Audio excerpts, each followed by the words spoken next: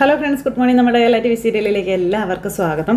കൃഷ്ണമോൾ ആകെ വിഷമിച്ച് സങ്കടപ്പെട്ടിരിക്കുമ്പോഴാണ് രേവതിക്കുട്ടിയുടെ ഫോൺ വരുന്നത്. രേവതിക്കുട്ടി വിളിച്ചു. അപ്പോൾ മോളെ എന്തെടുക്കുകയെന്ന് ചോദിച്ചു. ഞാനിവിടെ ഇരിക്കുക ചേച്ചി, പുറത്തേക്ക് ഇറങ്ങാൻ പോലും ഒന്നും നിവർത്തിയില്ല എന്ന് പറഞ്ഞു. അപ്പോൾ നിങ്ങൾ രണ്ടുപേരും അല്ലേ അവിടെ ഉള്ളൂ എന്ന് ചോദിച്ചു. അപ്പോൾ അതേന്നും പറഞ്ഞു. മോള് വിഷമിക്കേണ്ട, അലീന ചേച്ചിക്ക് കുഴപ്പമൊന്നും വരില്ല എന്ന് പറഞ്ഞു. പിന്നെ അലീന ചേച്ചി അവർ വിടാൻ തയ്യാറായില്ലെങ്കിൽ നമുക്ക് എന്തെങ്കിലും ചെയ്യാം കേട്ടോ. അപ്പോൾ അച്ഛൻ്റെ വിവരമൊന്നും അറിയാൻ മേലെ ചേച്ചി, അച്ഛൻ്റെ ഫോണാണെങ്കിൽ ഇവിടെയാണെന്നൊക്കെ പറഞ്ഞു. അലീന ചേച്ചി കൊണ്ടുവന്ന് ഇവിടെ വെച്ചേക്കുവാണെന്നും പറഞ്ഞു. അതെന്നാ അങ്ങനെ ചെയ്തേ എന്ന് ചോദിച്ചപ്പം ഇന്നൊന്നൊരു ന്യൂസ് ചാനലിലും നാളെ രാവിലെ പത്രത്തിലും ഒക്കെ വാർത്ത വരുമ്പോഴേ കുറേ പേരെങ്കിലും അച്ഛൻ്റെ നമ്പർ എടുത്ത് ചീത്ത വിളിക്കില്ലേ എന്ന് കൃഷ്ണ ഇങ്ങനെ പറയുക. അപ്പോൾ അച്ഛൻ അതൊന്നും കേൾക്കണ്ടല്ലോ എന്ന് വിചാരിച്ച് അലീന ചേച്ചി ഫോൺ കൊടുത്തില്ല എന്നും പറഞ്ഞു. അപ്പോൾ അതെന്തായാലും നന്നായി മോളെ എന്ന് രേവതിക്കുട്ടിയും പറഞ്ഞു. ആ പെണ്ണിൻ്റെ വീട്ടുകാരൊക്കെ ഭയങ്കര പ്രശ്നക്കാരാണോ എന്നൊക്കെ ചോദിക്കുമ്പോൾ അതിനെപ്പറ്റിയൊന്നും എനിക്ക് അറിയത്തില്ല ചേച്ചി എന്ന് കൃഷ്ണ പറഞ്ഞു. ഇത് ഭയങ്കര സംഭവമാണെന്നാണ് തോന്നണേ എന്നൊക്കെ ഇങ്ങനെ പറയുമ്പോൾ നീ പേടിക്കൊന്നും വേണ്ട മോളെ, നമുക്ക് എന്നതെങ്കിലും ഒരു വഴി ഉണ്ടാക്കാം.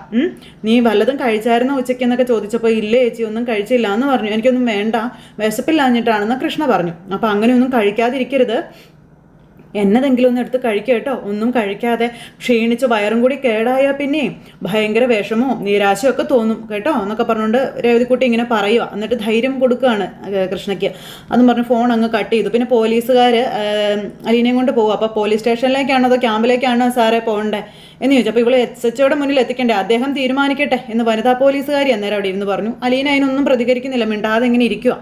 എന്തോ വലുതൊന്നും വരാനുണ്ട് എന്നുള്ളത് അലീനയ്ക്ക് മനസ്സിലായി. അപ്പോൾ ഈ SI ഇവളെ കൊണ്ട് എന്തെങ്കിലും പറയിപ്പിക്കണമെങ്കിൽ ക്യാമ്പിലോട്ട് കൊണ്ടുപോകണം എന്നാണ് തോന്നണത്. എന്ന് ഈ SI പറയുക. അപ്പോൾ അത് കേട്ട് അലീന ഇങ്ങനെ നിൽക്കാം.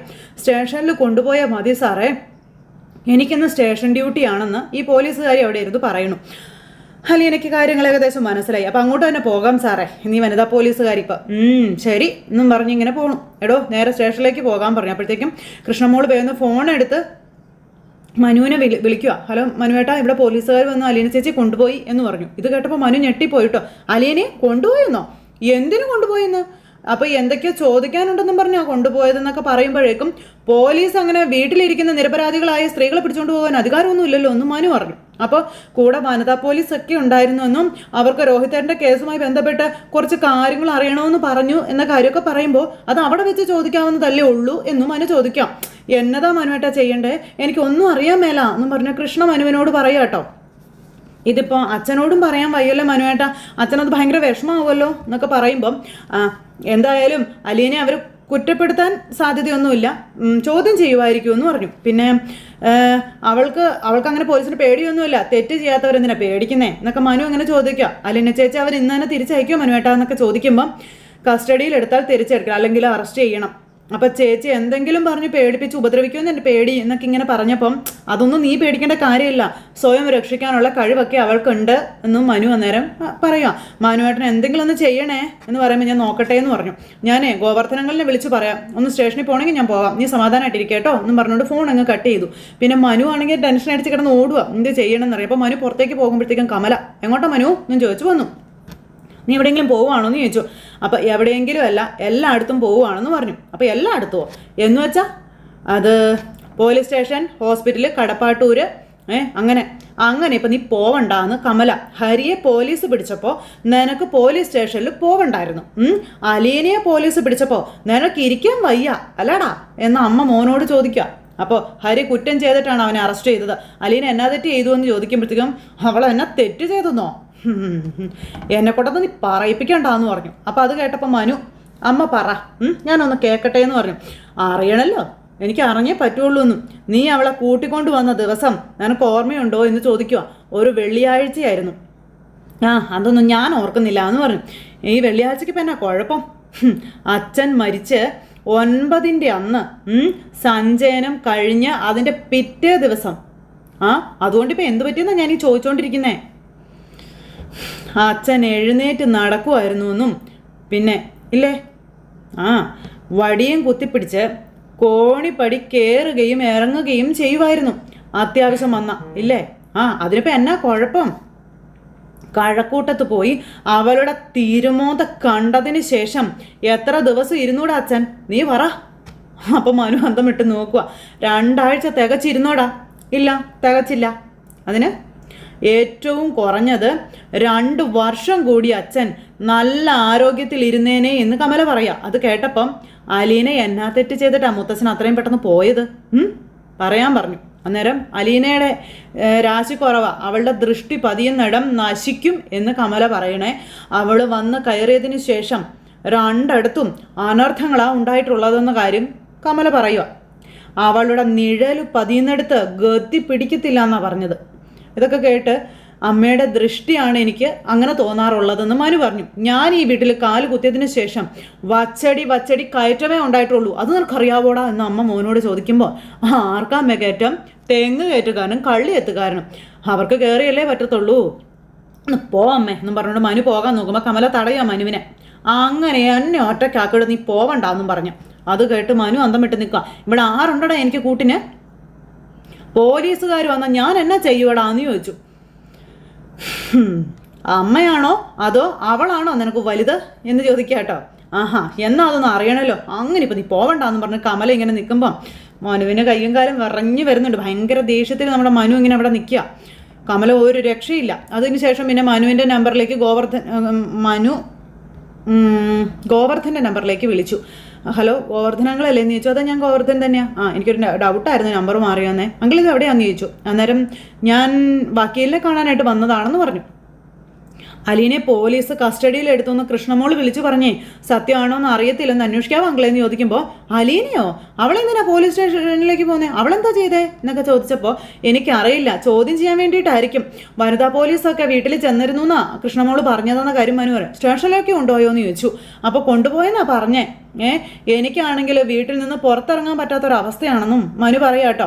അവർ കുറേ ചോദ്യങ്ങൾ ചോദിച്ചിട്ട് വിട്ടയച്ചേക്കും, അല്ലാതെ വേറെ വിഷയമൊന്നും ഇല്ലല്ലോ എന്നൊക്കെ ഇങ്ങനെ മനുവിനോട് കോവർത്തനങ്ങൾ പറയുമ്പം ഈ റേപ്പ് കേസ് കുറച്ച് കോംപ്ലിക്കേഷൻ ആയതുകൊണ്ടേ പോലീസിൻ്റെ ഉദ്ദേശം എന്താണെന്നൊരു ഐഡിയയും കിട്ടുന്നില്ല എന്ന് പറഞ്ഞു മനു. ഞാനെന്തായാലും സ്റ്റേഷനിൽ പോയി അന്വേഷിക്കാം. എൻ്റെ വൈഫിൻ്റെ ചേച്ചിയുടെ ഹസ്ബൻഡ് അവിടെ ഉണ്ടല്ലോ. അല്ല ആ അങ്കിള് ട്രാഫിക്കിലാണ്, ഞാൻ അന്വേഷിച്ചായിരുന്നു എന്ന് പറഞ്ഞു. അപ്പോൾ എന്നാലും ഒന്ന് അന്വേഷിക്കണേ അങ്കിളേന്ന് പറഞ്ഞു. അപ്പോൾ ശരി എന്ന് പറഞ്ഞു. പിന്നെ മറ്റ് റിമോട്ട് ലോക്കിംഗ് സിസ്റ്റം ആയതുകൊണ്ട് പുറത്തൊന്നും ആർക്കും തുറക്കാനൊന്നും പറ്റത്തില്ല എന്ന കാര്യമൊക്കെ പറയാം, ഗേറ്റിൻ്റെ കാര്യം, അതായത് ടെക്സ്റ്റൈൽസിൻ്റെ കാര്യങ്ങളൊക്കെ പറയുന്നു. അപ്പോൾ അതേ പിന്നെ ബാലൻ്റെ കടകൾക്ക് മുന്നിൽ ആൾക്കാരുടെ പ്രതിഷേധവും കാര്യങ്ങളൊക്കെ ഇങ്ങനെ ഗോവർദ്ധൻ പറയാം. അപ്പോൾ ഇതൊക്കെ കേട്ട് മനുവിനും ഭയങ്കര ഒരു ടെൻഷനും കാര്യങ്ങളും. എന്നിട്ട് വിവരങ്ങളെല്ലാം സംസാരിച്ച് ഫോൺ അങ്ങ് കട്ട് ചെയ്തു. ഗോവർദ്ധൻ അന്നേരം തന്നെ വണ്ടിയിൽ കയറി അങ്ങ് പോവുകയും ചെയ്തു. ഈ സമയം കൊണ്ട് നമ്മുടെ അലീനയെ പോലീസുകാർ സ്റ്റേഷനിൽ എത്തിച്ചു. പത്രക്കാരും ടി വിക്കാരും എല്ലാം വളഞ്ഞു. എന്നിട്ട് അലീനയോട് ഒരുമാതിരി ചോദ്യങ്ങളൊക്കെ ചോദിക്കുക. അലീന പേടിച്ചാരണ്ട് ഇങ്ങനെ അകത്തേക്ക് കയറി ചെല്ലും കേട്ടോ. പോലീസുകാർ ഈ പത്രക്കാരെയൊക്കെ അടിച്ച് ഓടിക്കാനൊക്കെ ശ്രമിക്കുന്നുണ്ട്. പക്ഷേ അതൊന്നും നടപ്പാകുന്ന കാര്യമല്ലല്ലോ. അങ്ങനത്തെ അലീനയും കൊണ്ട് അകത്തേക്ക് കയറിപ്പോയി. അലീന അകത്തേക്ക് കയറി ചെന്നപ്പോഴേക്കും ഇവന്മാർ എല്ലാം കൂടി സെല്ലിൽ കിടക്കുന്നത് കാണുക. അപ്പോൾ അലീന ഇങ്ങനെ നോക്കി പോവും. അപ്പോൾ അലീനയെ കണ്ടപ്പോഴത്തേക്ക് ഹരി ഇങ്ങനെ അലീനയെ തുറച്ച് നോക്കുക കേട്ടോ. രോഹിത്തിനാണെങ്കിൽ അലീനയുടെ മുഖത്ത് നോക്കാൻ പോലും പറ്റുന്നില്ല. ഹരി നോക്കി തറച്ച് നോക്കി ഇങ്ങനെ നിൽക്കുമ്പോൾ രോഹിത്താണെങ്കിൽ ഇങ്ങനെ തല കുനിച്ച് അലീനയുടെ മുന്നിൽ നിൽക്കുന്നു. അലീന അന്നേരം അനിയനെ നോക്കി നിറകണ്ണുകളോടെ ഇങ്ങനെ പോവുകയാണ്. അലീന അങ്ങ് പോയി. രോഹിത്ത് അന്നേരത്തേക്കും അവിടെ ഇങ്ങനെ തകർന്നിരിക്കുക. ആ സമയത്ത് നമ്മുടെ ഗോവർദ്ധൻ പോലീസ് സ്റ്റേഷനിൽ ചെന്നു.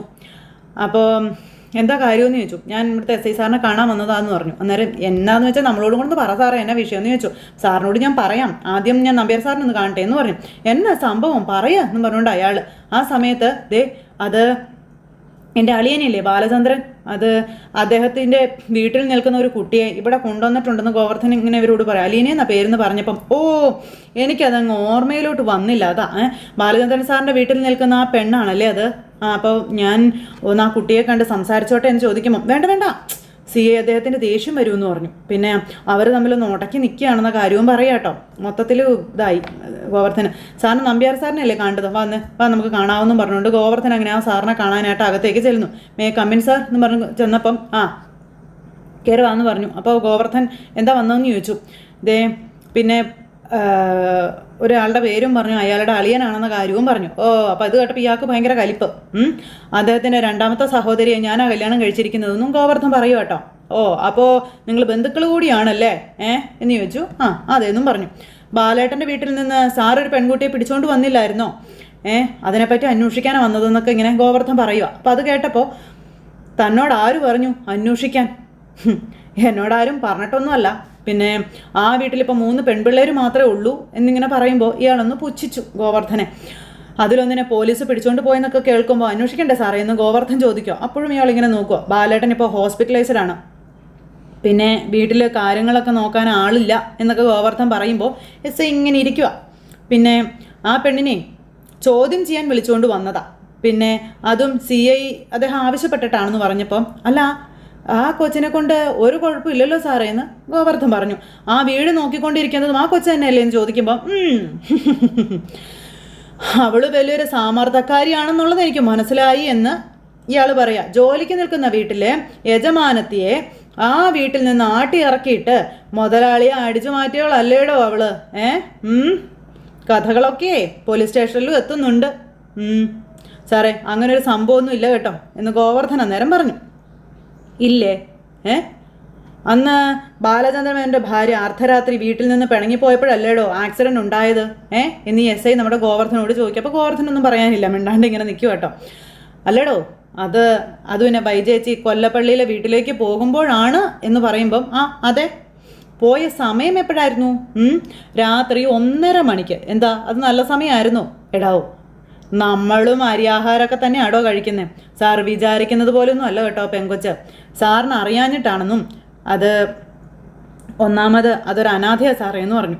പിന്നെ അതിനെക്കൊണ്ട് ആർക്കും ഒരു ദോഷം ഉണ്ടായിട്ടില്ല സാറേ. അപ്പോൾ ഗുണവേ ഉണ്ടായിട്ടുള്ളൂ. മറ്റോമാരുണ്ടല്ലോ, ഹരിശങ്കറും രോഹിത്തും, അവളെയും മയക്കുമരുന്ന് കലർത്തി വെള്ളം കുടിപ്പിച്ച് പണി കൊടുത്തിട്ടുണ്ടടാ, അതറിയാവോ എന്ന് ചോദിച്ചു. അയ്യോ ഒരിക്കലും ഇല്ല സാറേ എന്ന് പറഞ്ഞു. ആ കൊച്ചങ്ങനെ അപ്പം താനിതിന് തലയിടണ്ടെന്നും പറഞ്ഞ് ഗോവർദ്ധനോട് ദേഷ്യപ്പെട്ടു ഇയാള്. പിന്നെ CI ആണ് അവളെ വിളിപ്പിച്ചിരിക്കുന്നതെന്നും പിന്നെ അദ്ദേഹം ഊണ് കഴിക്കാൻ പോയിട്ട് വന്നിട്ടില്ല എന്നും വന്നു കഴിയുമ്പോൾ അവളുടെ കാര്യത്തിൽ ഒരു തീരുമാനമാകുമെന്നും പറയുക. അലീനെ അതിനെ അറസ്റ്റ് ചെയ്തിട്ടൊന്നുമില്ലല്ലോ എന്ന് ഗോവർദ്ധൻ പറയുമ്പം വേണ്ടി വന്നാൽ ചെയ്യും, ചിലപ്പോൾ റേപ്പ് കേസിൽ 5ാം പ്രതി ആക്കിയെന്നും വരുമെന്ന കാര്യമൊക്കെ പറയും. ഇത് കേട്ടപ്പോൾ ഗോവർദ്ധൻ ഞെട്ടി. അത് അവളുടെ സഹകരണം പോലെ ഇരിക്കും എന്ന കാര്യമൊക്കെ പറയാം. 5ാം പ്രതിയാക്കാൻ അവൾ എന്ത് തെറ്റാ ചെയ്ത സാറേ എന്ന് ഗോവർദ്ധൻ ചോദിച്ചു. അന്നേരം എടോ പോലീസ് ആക്കിയാൽ ആക്കിയതാ, അവൾ മര്യാദയ്ക്ക് പറയുന്നത് അനുസരിച്ചാൽ അവൾക്ക് കൊള്ളാം എന്നും പറയുക. അപ്പം അത് കേട്ടപ്പോൾ സാറേ ഞാൻ അവളോടും സംസാരിച്ചോട്ടെ എന്ന് ചോദിച്ചു. വേണ്ട, പോലീസ് കസ്റ്റഡിയിൽ ഇരിക്കുന്ന ആരോടും സംസാരിക്കാൻ പറ്റത്തില്ല, പ്രതികളോടും വേണ്ട സാക്ഷികളോടും വേണ്ട എന്ന് പറഞ്ഞു. അങ്ങനെ ഗോവർദ്ധൻ ഇയാൾ വെറും കൈയോടെ പറഞ്ഞു വിടുക. പിന്നെ എന്തെങ്കിലും പ്രശ്നമുണ്ടോ സാറേന്ന് ചോദിച്ചപ്പോൾ ഇവിടെ തൽക്കാലം വിഷയമൊന്നുമില്ല, പിന്നെ അവളെ ഇറക്കിക്കൊണ്ട് പോകാൻ താൻ ഈ പോലീസ് സ്റ്റേഷനിൽ കയറി നിരങ്ങേണ്ട ആവശ്യവും താൻ തന്നെ പണി നോക്കാൻ പറഞ്ഞു ഗോവർദ്ധനോട്. അങ്ങനെ അതും പറഞ്ഞ് ഇയാൾ ഗോവർദ്ധനെ അവിടെ നിന്ന് ഓടിച്ചു വിടുക. എടോ ഇത് ഈച്ച കേസൊന്നും അല്ല, നല്ല പ്രമാദമായിട്ടുള്ള കേസാ, സൂര്യനെല്ലി പോലെ ഇത് കേരളം മുഴുവനും അലയടിക്കാൻ പോവാടോ എന്നൊക്കെ പറയുക കേട്ടോ. മനസ്സിലായോ എന്ന് ചോദിച്ചു ഗോവർദ്ധനോട് വളരെ മോശമായ രീതിയിൽ ഇയാൾ സംസാരിച്ച് ഗോവർദ്ധൻ അവിടുന്ന് പോയി. അത് കഴിഞ്ഞ് പിന്നെ കാണിക്കുന്നത് നമ്മുടെ രേവതിക്കുട്ടി അങ്കിളിനും ആൻറ്റിക്കും കഴിക്കാനുള്ളതും ചായയൊക്കെ എടുത്തുകൊണ്ട് വെക്കുക. അങ്ങനെ അവർ ചായ കുടിച്ചുകൊണ്ടിരിക്കുന്നു. ആ സമയത്ത് അലീനയുടെ കാര്യങ്ങൾ രേവതിക്കുട്ടി ഇവരോട് ചോദിച്ചു. ഇവളെപ്പോഴാണ് ഈ മജിസ്ട്രേറ്റ് ആയത് എന്നിങ്ങനെ മാമച്ചായൻ ചോദിച്ചു. അപ്പം ആയിട്ടില്ല, ആവാൻ പോവുകയാണെന്ന് രേവതിക്കുട്ടി പറഞ്ഞു. അപ്പോൾ ഇവരൊന്ന് ചിരിച്ചു. അങ്കിളെ അലീന ചേച്ചിയുടെ കാര്യത്തിൽ എന്തെങ്കിലും ചെയ്യണേ എന്ന് വീണ്ടും വീണ്ടും പറയാം കേട്ടോ. ഇതുവരെ വിട്ടയച്ചിട്ടില്ല പോലീസ് സ്റ്റേഷനിൽ നിന്ന്. അപ്പോൾ ആരാ പറഞ്ഞതെന്ന് ചോദിച്ചപ്പം ഞാൻ ഇപ്പം കൃഷ്ണജയെ വിളിച്ച് ചോദിച്ചായിരുന്നേ, അവളാ പറഞ്ഞത് അലീന ചേച്ചിയെ സ്റ്റേഷനിൽ കൊണ്ടുപോയി കുറ്റവാളികളെ ഇരുത്തിയിരിക്കുന്നത് പോലെ ഇരുത്തിയേക്കാണെന്നാണ് കൃഷ്ണജ പറഞ്ഞതെന്നുള്ള കാര്യം പറഞ്ഞു. അപ്പോൾ അവളെങ്ങനെയാണ് അത് അറിഞ്ഞത്? അവൾ പോലീസ് സ്റ്റേഷനിൽ പോയി തിരക്കിയോ? ആ ഗോവർദ്ധൻ അങ്കിൾ പോലീസ് സ്റ്റേഷനിൽ പോയിട്ടുണ്ടായിരുന്നേ. അങ്കിൾ വിളിച്ച് പറഞ്ഞത് എൻ്റെ അടുത്ത് പറഞ്ഞത്. അലീന ചേച്ചിയോട് മിണ്ടാൻ പോലും അദ്ദേഹത്തിനെ സമ്മതിച്ചില്ലെന്നാണ് പറഞ്ഞതെന്ന കാര്യമൊക്കെ അലീന അങ്ങനെ പറയാം. അപ്പം അതത്ര നല്ല ഏർപ്പാടല്ലല്ലോ നമ്മുടെ മാമച്ചായൻ. എന്തോ ദുരുദ്ദേശം ഉണ്ട് അങ്കിളെ എന്നും പറഞ്ഞുകൊണ്ട് നമ്മുടെ രേവതിക്കുട്ടി ഇങ്ങനെ പറയുമ്പോൾ മാമച്ചായനും അതിനെപ്പറ്റി ഇങ്ങനെ ആലോചിച്ചുകൊണ്ടിരിക്കുന്നിടത്ത് ഇന്നത്തെ കഥ അവസാനിച്ചു. അപ്പോൾ എല്ലാവരും കാത്തിരുന്ന് കാണണം കേട്ടോ. എല്ലാവർക്കും നല്ലൊരു ദിവസം ആശംസിക്കുകയാണ്. ടാറ്റാ.